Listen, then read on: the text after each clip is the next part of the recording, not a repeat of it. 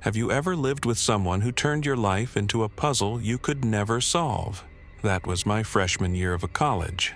A year filled with strange events, unanswered questions, and one roommate who left me with a story I'll never forget. It all started when I was assigned to a forced triple. 3 girls, 1 cramped dorm room, and a clash of personalities. There was Lily, the party girl who thrived on chaos, Danny, the quiet one who barely left the room, and me, somewhere in between, trying to keep the peace. It wasn't perfect, but we made it work, until something happened that still baffles me to this day. Stick around, because by the end of this video, you'll hear a story so bizarre, you'll be questioning what really went down in that dorm room. Was it just another messy night of college life, or something much darker? Let me take you back to where it all began. Lily was the kind of girl you'd expect to meet during freshman orientation. The life of the party, full of energy, and always chasing the next wild adventure. Within the first week of college, she ended up in the hospital for alcohol poisoning. At the time, it felt like a one-off, a dramatic start to her college life. Looking back, it was just the beginning. Then there was Danny. If Lily was the storm, Danny was the calm, or maybe the eye of the storm. She barely left the room, quietly working on her laptop or reading in bed. She was polite and sweet, but so reserved that it felt like she was hiding something. And then there was me, caught in the middle. I wasn't a party animal, but I wasn't a recluse either. I like to think of myself as the balance between them, the one keeping our little trio from falling apart. But as the semester went on, the cracks in our dynamics started to show. Little did I know, those cracks were about to turn into something much bigger, something I'd never forget. It happened late one night, near the end of our first semester. I woke up around 3 a.m. to a faint sound coming from outside the room. At first, I thought I was dreaming, but as I lay there in the dark, I realized it was crying. Quiet, muffled sobs drifting through the hallway. Curious and half awake, I rolled over and listened more closely. That's when I heard footsteps. Someone walking down the hall, stopping right outside our door. Then a voice, sharp and alarmed, broke the stillness. "Oh my God, Lily." I froze. My heart started racing as I strained to hear more. Lily's voice came next, shaky and defensive. "It's not mine." I didn't know what she meant, but the tone in her voice sent a chill down my spine. I wanted to get up, to look, to see what was happening. But something held me back, some instinct telling me to stay put. Eventually, the hallway went quiet again, and I drifted back into a restless sleep. But when I woke up the next morning, I realized whatever had happened that night was far from over. When I woke up the next morning, the room felt off. It was quiet, too quiet. Lily's bed was empty, and there was a folded note taped to the back of our door. Still groggy, I got up and squinted at the writing. It read, "Sorry about all the blood, I'll clean it up." I stood there for a moment, letting the words sink in. Blood? What blood? I looked around the room and didn't see anything out of the ordinary. Just my usual mess of notebooks, clothes, and snacks. Then, near the corner of my bed, I spotted it. A small dark stain on the carpet. It wasn't much, just a tiny mark, like someone had spilled a drop of paint. I shrugged it off, assuming it was nothing. But as the hours went by and sunlight started pouring through our window, I noticed something I hadn't seen before. Our tiled floor wasn't as clean as I'd thought. The sunlight revealed it, faint but unmistakable, smears of dried blood coating the entire floor. It wasn't just a spot, it was everywhere. My stomach turned. Whatever had happened last night wasn't just nothing. It was something big, and Lily, she was still nowhere to be found. As the realization set in, I just stood there, staring at the floor. My mind raced with questions. How had I not noticed this before? What could have happened? And why was there so much blood? I stepped closer, cautiously, almost afraid to touch anything. The smears weren't fresh, They'd dried overnight, but they told a story. A chaotic, frantic story that I couldn't piece together. Lily's cryptic note ran through my mind again. "Sorry about all the blood, I'll clean it up." But Lily was still gone, and it was clear she had no intention of coming back to deal with the mess. I turned to Danny, who was sitting on her bed, wide-eyed and frozen. She looked as confused as I felt, maybe even more. "What do we do?" I asked, breaking the heavy silence. Danny just shook her head, staring at the floor. Then, to my surprise, she grabbed some cleaning supplies from under her bed and started scrubbing. I tried to stop her. This was not something either of us should have to deal with. But she insisted. "Better us than her," she said quietly, her voice trembling as she worked. Despite my protests, she cleaned the entire floor herself, moving methodically, as though scrubbing away the evidence would somehow scrub away the questions. But the questions remained. Whose blood was it? What had happened? And why had Lily left us to deal with it? The answers, if they existed, were nowhere to be found. After Danny finished cleaning, the room felt different, sterile, like we'd wiped away the physical mess but not the unease that hung in the air. The tile floor was spotless, yet the questions lingered, heavier than ever.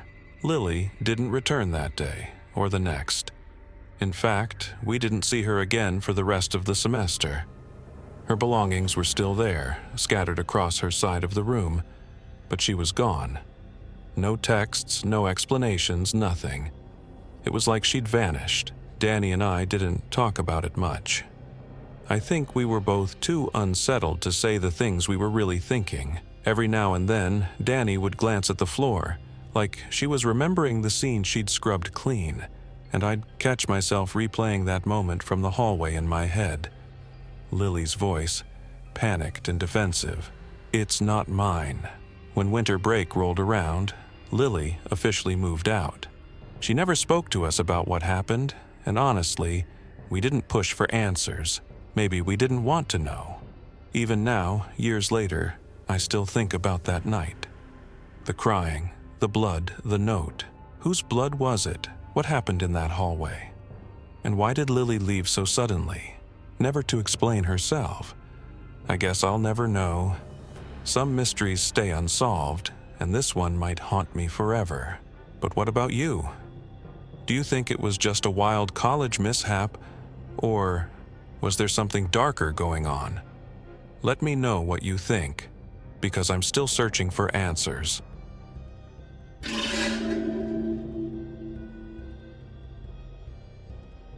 It started as an inconvenience, a harmless prank, or so we thought.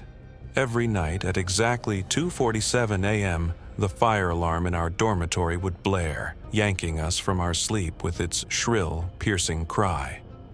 The first time, we scrambled out of bed, stumbling over each other in a daze, grabbing shoes and jackets before spilling out into the frosty courtyard.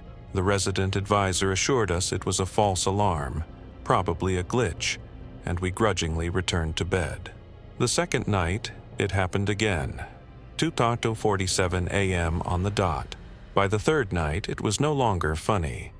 People were frustrated, muttering complaints about losing sleep and midterms looming just around the corner. Maintenance checked the system and found nothing wrong. No one knew why it kept happening.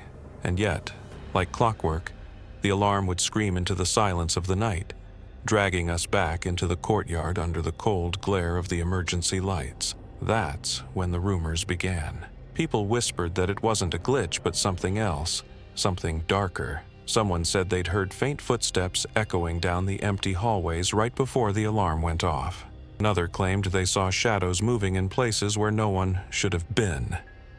I brushed it off as nonsense, stress playing tricks on sleep-deprived minds.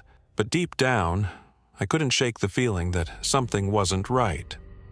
On the seventh night, I decided to stay awake. I had to know. Armed with a cup of instant coffee and my phone flashlight, I sat in bed, watching the minutes crawl by. The dorm was eerily silent, the kind of quiet that makes your ears strain for the faintest sound. My roommate, Rachel, tried to convince me I was being paranoid, but even she looked uneasy. As the clock ticked closer to 2:47, the air seemed to grow heavier, colder. Then it happened. The alarm shrieked and my heart leapt into my throat. But this time, I didn't run outside. I grabbed Rachel's arm and whispered, "Let's follow it." She hesitated but nodded, her face pale. Together, we crept out into the hallway, the red strobe lights casting long, flickering shadows that seemed to twist and move with a life of their own. We followed the sound to the east wing, which had been closed off for renovations months ago. The door was locked, or at least it was supposed to be. Tonight, it hung slightly ajar, creaking softly in the draft. My gut screamed at me to turn back, but curiosity pushed me forward. Rachel clutched my arm tightly as we stepped inside. The air was different in the east wing, stale and damp, carrying a faint metallic tang that made my stomach churn. The hallway stretched before us, lined with empty rooms. At the end of the corridor, I noticed something strange.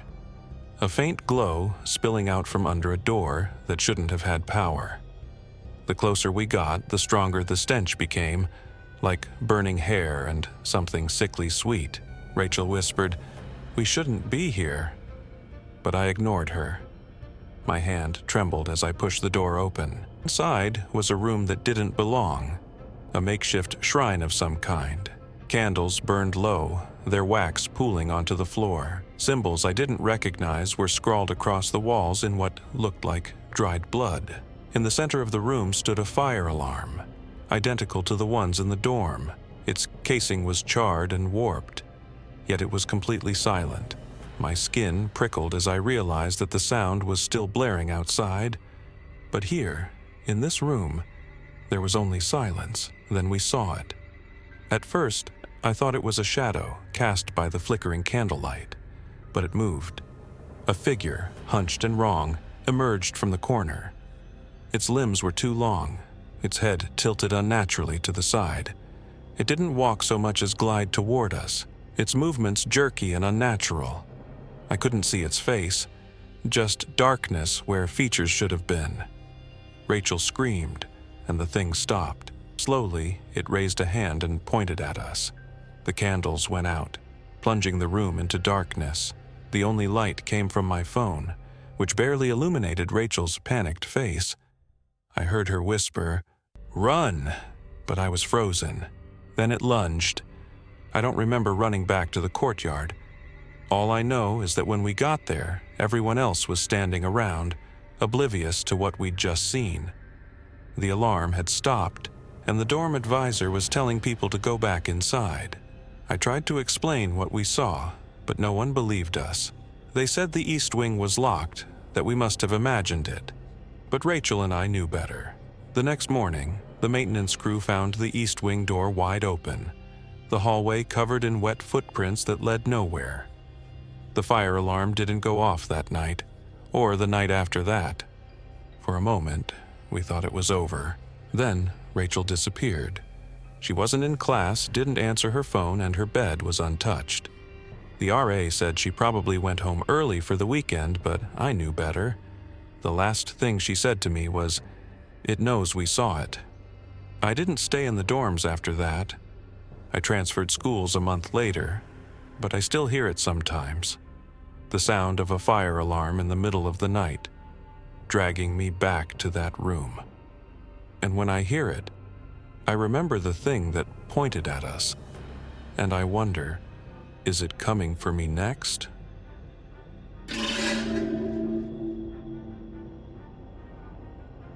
Have you ever experienced something so strange, so unexplainable, that it leaves you wondering if the world is more mysterious than it seems?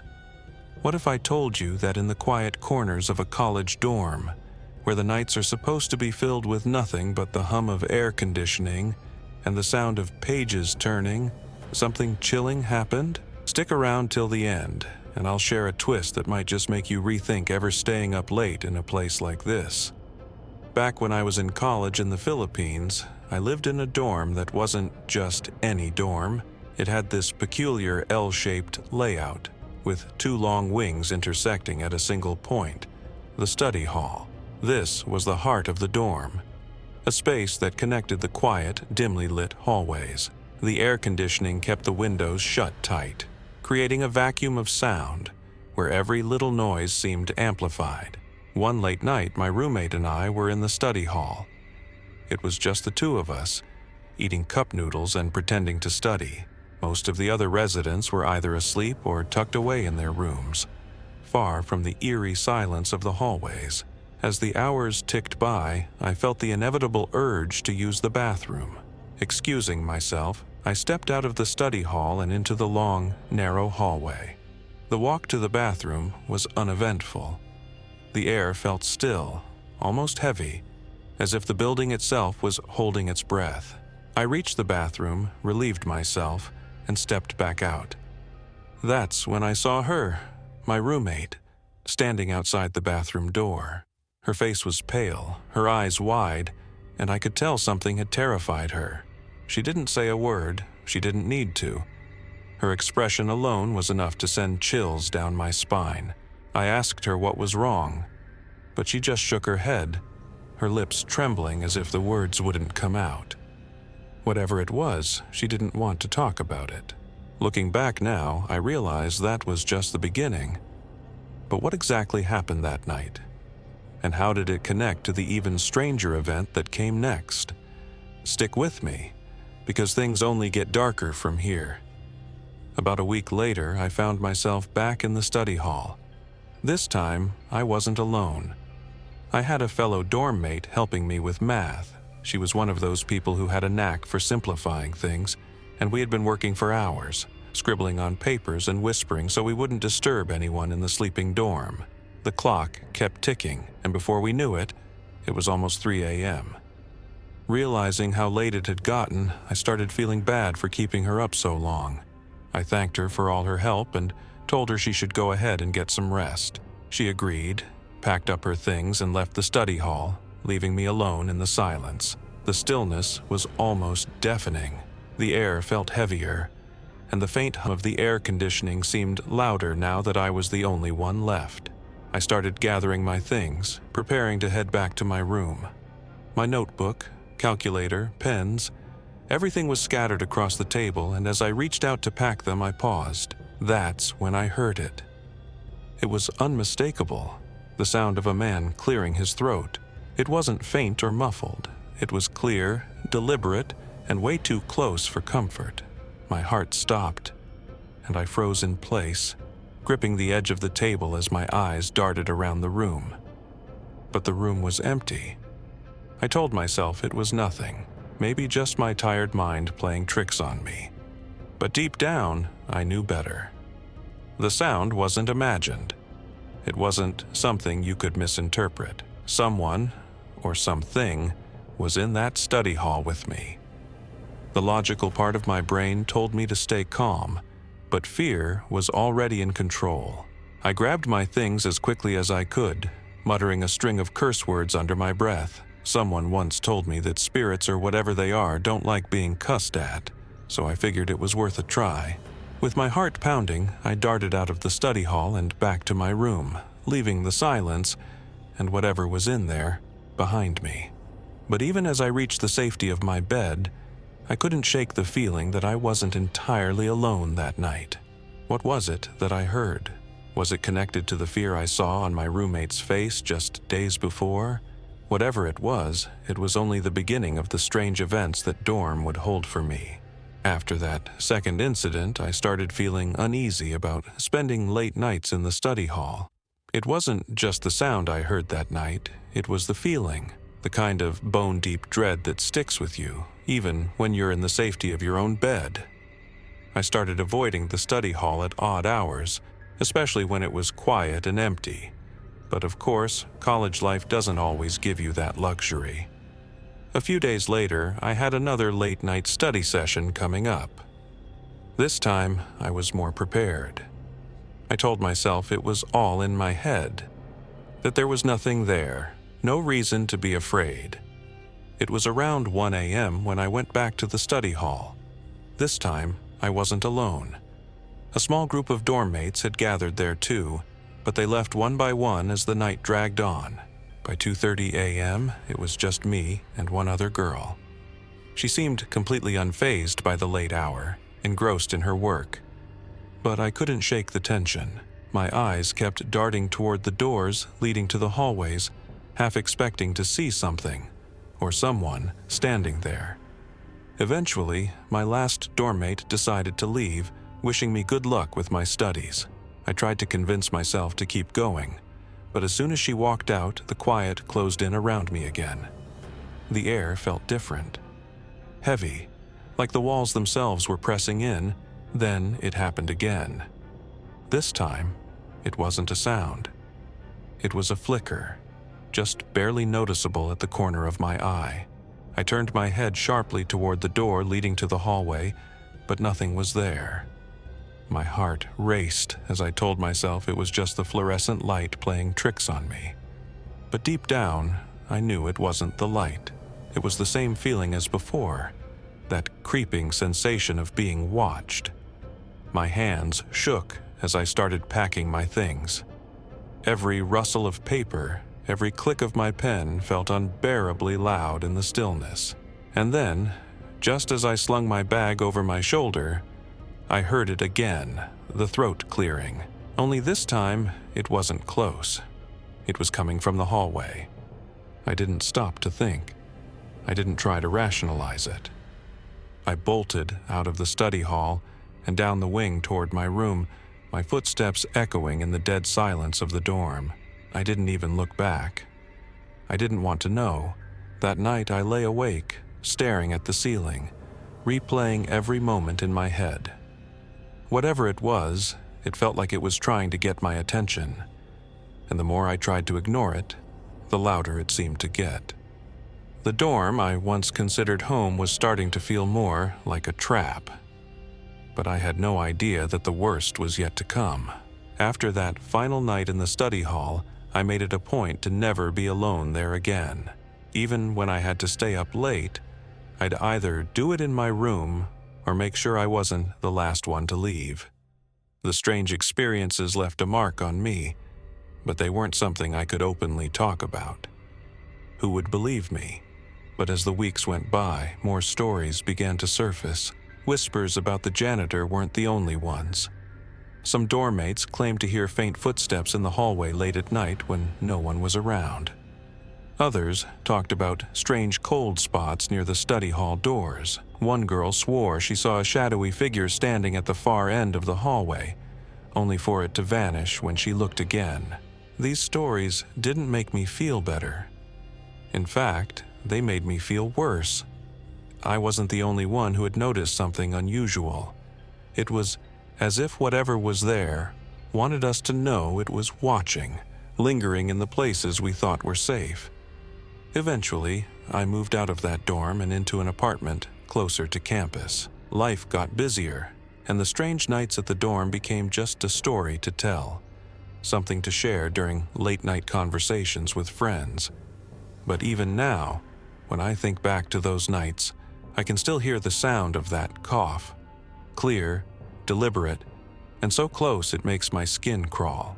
So, was it all just my imagination? Could it have been exhaustion, stress, or some strange acoustics of the building? Maybe, but one thing I'll never forget is how real it felt in the moment. If you've made it this far, here's something to think about. We often dismiss what we can't explain. We tell ourselves there's a logical reason for everything. But sometimes, when the lights go out and the silence sets in, logic isn't enough to shake the feeling that maybe, just maybe, we're not as alone as we think. What do you think? Was it all in my head? Or was there something, or someone, sharing that space with me? Let me know in the comments below. And remember, the next time you hear something unusual in the dead of night, don't be so quick to dismiss it. You never know who or what might be listening.